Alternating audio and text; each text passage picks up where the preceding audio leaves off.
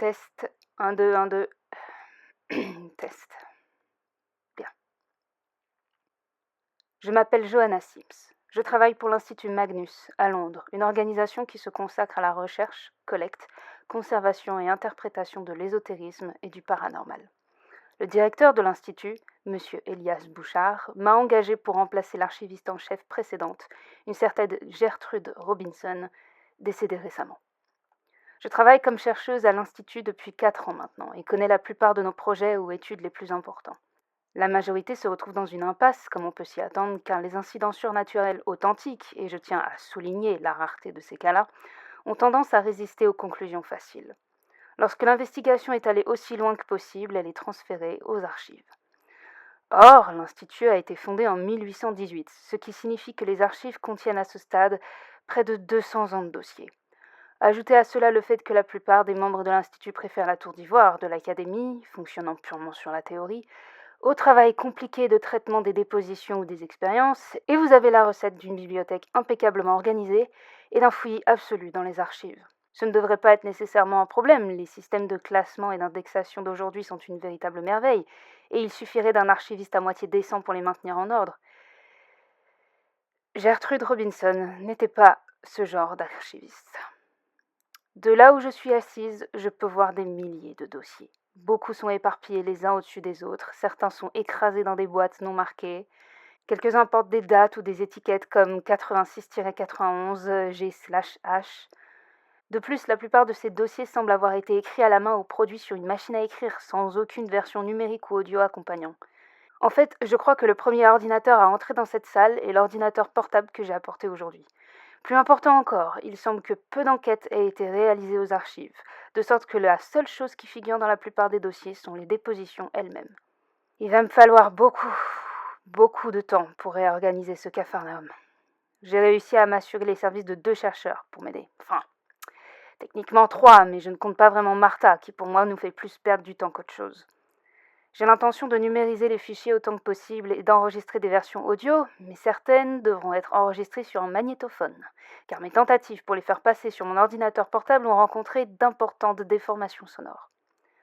Parallèlement, Tim, Sacha et, oui, j'imagine, Martha vont mener des enquêtes supplémentaires pour voir quels détails manquent dans ce que nous avons ici. Je vais essayer de présenter leurs découvertes de manière aussi succincte que possible à la fin de chaque déposition. Je ne peux malheureusement promettre aucun ordre en ce qui concerne la date ou le thème des déclarations qui sont enregistrées, et je ne peux que m'excuser auprès de tout futur chercheur qui tenterait d'utiliser ces dossiers pour ses propres projets. C'est probablement assez de temps passé à trouver des excuses pour l'état de cet endroit, et je suppose que nous devons commencer quelque part. Déposition de Nathan Watts concernant une rencontre à Old Fish Market Close, Édimbourg. Déposition originale faite le 22 avril 2012. Enregistrement audio par Johanna Sims, archiviste en chef de l'Institut Magnus, Londres. Début de la déposition. Tout cela s'est passé il y a plusieurs années, alors je m'excuse si certains détails sont un peu flous. Enfin, j'ai l'impression de m'en souvenir clairement, mais parfois les choses sont tellement bizarres que l'on commence à douter de soi-même. Mais je suppose que le bizarre, c'est un peu ce que vous faites, non? Donc j'étudiais à l'université d'Édimbourg, la biochimie en particulier. J'étais en 2e année au moment où cela s'est produit. Je n'étais pas dans un logement universitaire à ce moment-là, je louais un appartement d'étudiants à Southside avec quelques autres étudiants de 2e année. Pour être franc, je n'ai pas beaucoup traîné avec eux. J'ai pris une année sabbatique avant de m'inscrire, et mon anniversaire se situait à la mauvaise période du mois de septembre, de sorte que j'avais presque 2 ans de plus que la plupart de mes camarades lorsque j'ai commencé mon cours. Je m'entendais bien avec eux, comprenez bien, mais j'avais tendance à traîner avec certains des étudiants les plus âgés. C'est pour ça que j'étais à la fête à la base. Michael McAuley, un bon ami à moi, venait d'être accepté pour un master en sciences de la Terre, alors nous avons décidé qu'une fête s'imposait. Peut-être que fête n'est pas le bon mot. Nous avons en quelque sorte envahi l'Albanach sur le Royan Mile, et nous avons bu assez longtemps et assez fort pour finalement avoir la zone arrière du bar inclus pour nous. Je ne sais pas si vous connaissez bien les bars d'Édimbourg, mais l'Albanach propose une large sélection d'excellents single malts, et j'ai peut-être un peu trop bu. J'ai de vagues souvenirs de Mike me suggérant de prendre mon temps, ce à quoi j'ai répondu avec des jurons qu'il ne savait pas célébrer correctement sa propre nouvelle, ou quelque chose comme ça. Pour faire court, j'ai été soudainement très malade vers minuit et j'ai pris la décision de rentrer chez moi à pied. Ce n'était pas loin de mon appartement, peut-être une demi-heure si j'avais été sobre, et je me souviens d'une nuit assez fraîche pour espérer que le froid me remette d'aplomb. Je vais aller vers le Cowgate. Or, le moyen le plus rapide d'y arriver depuis le bar est de descendre à Old Fish Market Close. Je suis sûre que vous n'avez pas besoin de moi pour savoir qu'il y a quelques collines escarpées à Édimbourg, mais Old Fish Market Close est exceptionnellement difficile. Il doit parfois atteindre un angle de 30 ou 40 degrés, ce qui est déjà assez difficile à grimper quand on n'a pas autant de scotch dans les veines. Alors que moi, comme je l'ai mentionné, j'en avais pas mal. Donc ce n'était probablement pas si surprenant que ça quand j'ai fait une méchante chute à peu près au milieu de la rue. Avec le recul, la chute aurait pu être pire, mais à ce moment-là, elle m'a vraiment secouée et m'a laissé de vilains bleus. Je me suis relevée du mieux que j'ai pu, vérifié que je n'étais pas gravement blessée, pas de fracture ou autre, et j'ai décidé de rouler une cigarette pour me calmer. C'est alors que je l'ai entendu. Je peux avoir une cigarette? La question sortie de nulle part m'a fait sursauter et je pensais être seule. J'ai essayé de vite me calmer et en regardant autour de moi, j'ai remarqué une petite ruelle de l'autre côté de la rue. Elle était très étroite et sans lumière, avec un court escalier qui y menait. Je pouvais voir un lampadaire un peu plus haut accroché au mur à son entrée, mais soit il ne fonctionnait pas, soit il n'était pas allumé, ce qui signifie qu'au-delà de ces quelques marches, la ruelle était enveloppée d'une obscurité totale. Une silhouette s'y tenait, sur ces marches qui la séparaient de la rue. C'était difficile de deviner son apparence puisqu'elle se trouvait quasi totalement dans l'ombre. Mais je dirais que la voix était masculine. Il semblait se balancer très légèrement pendant que je le regardais et je supposais qu'il était, comme moi, probablement un peu saoul. J'ai allumé ma cigarette et étendu mon tabac vers lui sans m'approcher et je lui ai demandé si ça ne le dérangeait pas de la rouler lui-même. La silhouette n'a pas bougé, sauf pour continuer ce doux balancement. En l'écrivant maintenant, il semble si évident que quelque chose clochait. Si je n'avais pas été aussi ivre, je l'aurais peut-être remarqué plus vite, mais même lorsque l'inconnu a posé à nouveau la question « Je peux avoir une cigarette ?» Sans aucune intonation, je comprenais toujours pas pourquoi j'étais si mal à l'aise. Je regardais l'inconnu et lorsque mes yeux ont commencé à s'ajuster à l'obscurité, j'ai pu distinguer plus de détails. Je pouvais voir que son visage semblait vide, sans expression, que sa peau semblait humide et légèrement affaissée, comme s'il avait une forte fièvre. Le balancement était de plus en plus prononcé au niveau de ses hanches, d'un côté à l'autre, d'avant, en arrière. À ce moment-là, j'avais fini de rouler une deuxième cigarette et je la tendis délicatement vers lui, mais je ne m'approchais pas plus. J'avais décidé que si ce cinglé voulait une cigarette, il allait devoir sortir de l'obscure ruelle. Il ne s'est pas approché, n'a même pas bougé du tout, à part ce satané balancement. Pour une raison quelconque, l'idée d'un poisson pêcheur m'est venue à l'esprit, un seul point de lumière se balançant dans l'obscurité et cachant la chose qui vous appâte. Je peux avoir une cigarette? Il demanda à nouveau d'une voix plate, et je me rendis enfin compte de ce qui n'allait pas. Sa bouche était fermée. Elle l'avait été tout ce temps. La chose qui répétait cette question n'était pas la silhouette dans la ruelle. Je regardais ses pieds et constatais qu'il ne touchait pas tout à fait le sol. La forme de l'inconnu était soulevée, très légèrement, et se déplaçait doucement d'un côté à l'autre. J'ai fait tomber ma cigarette et je me suis emparée de mon téléphone en essayant d'allumer la lampe torche. Je ne sais pas pourquoi je n'ai pas couru ni ce que j'espérais voir dans cette ruelle, mais je voulais jeter un meilleur coup d'œil. Dès que j'ai sorti mon téléphone, la silhouette a disparu.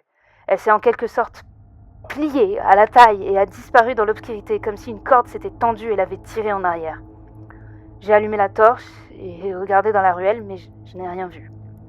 Juste le silence et l'obscurité. Je suis remontée en titubant jusqu'au Royal Mile, qui avait encore ses lumières allumées et des clients, un verre à la main, et j'ai trouvé un taxi pour me ramener chez moi.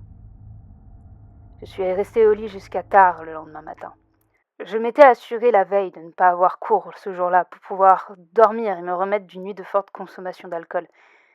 Mais durant cette journée de repos, cette rencontre bizarre ne cessait de hanter mes pensées. Ainsi, après avoir consommé 2 litres d'eau, quelques antidouleurs et un petit déjeuner très gras, je me sentais assez frais et dispo pour quitter mon appartement et aller explorer les lieux à la lumière du jour. Le résultat n'a pas été très convaincant. Il n'y avait aucune marque, aucune tache de sang, rien n'indiquait que la silhouette oscillante ait jamais été là. La seule chose que j'ai trouvée est une cigarette Marlboro Red non fumée, juste en dessous du lampadaire brûlé. Au-delà de ça, je ne savais vraiment pas quoi faire. J'ai fait autant de recherches que possible dans le coin, mais je n'ai trouvé personne qui ait eu une expérience similaire à la mienne. et il ne semblait pas y avoir d'histoire ou de légendes urbaines que je puisse découvrir sur Old Fish Market Close. Les quelques amis à qui j'ai raconté ce qui s'était passé ont simplement supposé que j'avais été accostée par un inconnu et que l'alcool avait rendu la chose beaucoup plus bizarre qu'elle ne l'était. J'ai essayé d'expliquer que je n'avais jamais eu d'hallucination en étant ivre et qu'il était impossible que ce type ait été une personne normale. Mais il me lançait toujours un de ses regards à mi-chemin entre la pitié et l'inquiétude, et je me contentais de me taire. Je n'ai jamais rien trouvé d'autre à ce sujet, mais quelques jours plus tard, j'ai vu des avis de recherche de personnes disparues circuler sur le campus. Un étudiant. Il s'appelait John Fellows, et je le connaissais pas vraiment. Je ne peux pas vous en dire beaucoup sur lui, sauf deux choses qui m'ont paru très importantes. D'abord, il avait été à cette même fête, et autant que je me souvienne, il y était encore quand je suis partie. Ensuite, sur la photo qu'ils ont utilisée pour son avis de disparition, je n'ai pas pu m'empêcher de remarquer qu'il y avait un paquet de cigarettes Marlboro Red qui sortait de sa poche. Je n'ai pas arrêté de fumer, mais j'ai désormais pris l'habitude de prendre le taxi quand je dois rentrer tard chez moi.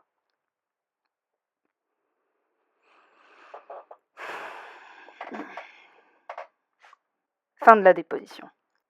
L'enquête menée à l'époque et le suivi que nous avons fait ces 2 derniers jours n'ont trouvé aucune preuve pour corroborer le récit de M. Watts sur son expérience.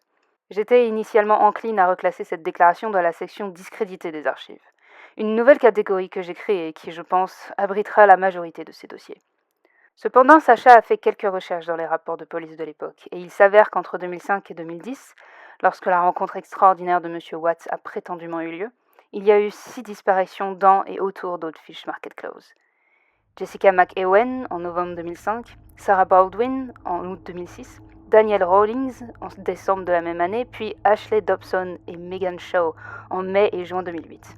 Puis enfin, comme l'a mentionné M. Wyatt, John Fellows en mars 2010. Les 6 disparitions restent non résolues. Baldwin et Shaw étaient certainement des fumeurs, mais nous n'avons aucune certitude en ce qui concerne les autres, si vraiment leurs histoires sont liées. Sacha a bien trouvé une autre chose plus particulièrement pour le cas d'Ashley Dobson. Il s'agit d'une copie de la dernière photo prise par son téléphone et envoyée à sa sœur Siobhan. La légende est « Regarde ce type bourré trop louche, LOL ». Mais la photo montre une ruelle sombre apparemment vide avec des escaliers qui y mènent. Il semble que ce soit la même ruelle que celle que M. Watts a décrite dans sa déclaration, celle qui, selon les cartes de la région, mène à Town Square, mais il ne semble y avoir personne sur la photo.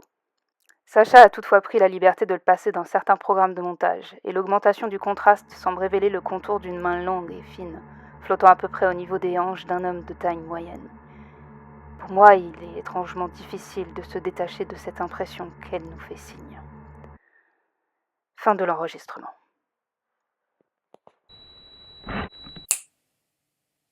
Bonjour et merci d'avoir regardé cette vidéo. Je m'appelle Nigami et non, le podcast que vous venez d'écouter n'est absolument pas de moi. Il s'agit de The Magnus Archives, qui a été écrit par Jonathan Sims et qui a été dirigé et édité par Alexander G. Newell. Ce podcast est distribué par rustyquill.com et je ne peux que vous conseiller d'écouter la version originale dont j'ai mis les liens dans la description.